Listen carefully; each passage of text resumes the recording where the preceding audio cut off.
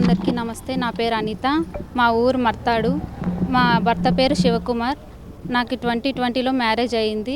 2020లో marriage అయితే 1 month నుంచి ఎక్కువ వేధిస్తున్నాడు అదనపు కట్నం కోసం. మా నాన్నేమో 3 తులాలు బంగారు, 5 తులాలు లక్షలు 5 లక్షలు క్యాష్ ఇచ్చినారు. కానీ వాళ్ళు అదనపు కట్నం కోసం ఎక్కువ వేధిస్తున్నారు సార్. ఇప్పుడు వారు ఇంకో మ్యారేజ్ చేసుకున్నారని మాకు ఇన్ఫర్మేషన్ వచ్చింది.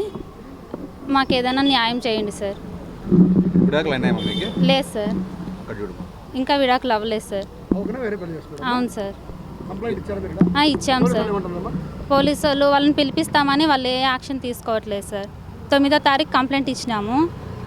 వాళ్ళు 13వ తేదీ పెళ్ళి అన్నారు సార్. వాళ్ళేమో పెళ్లి చేసేసుకున్నారు సార్. కంప్లైంట్ ఎక్కడ ఇచ్చారు మీరు? ఇక్కడే సార్, దిశ పోలీస్ స్టేషన్, మహిళా పోలీస్ స్టేషన్లోనే.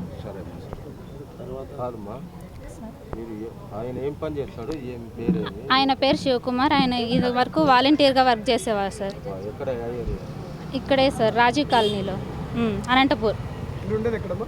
మేము ఉండేది మర్తాడు సార్, మండలం గార్లదిన్న. నా పేరు శ్రీనివాసులు, అనిత వాళ్ళ నాన్నని. అయితే నా బిడ్డకి 2020లో పెళ్లి చేసినాను. ఒక నెల రోజులు బాగున్నారు సార్.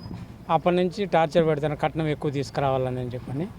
నాకు ఇది శక్తి లేదు.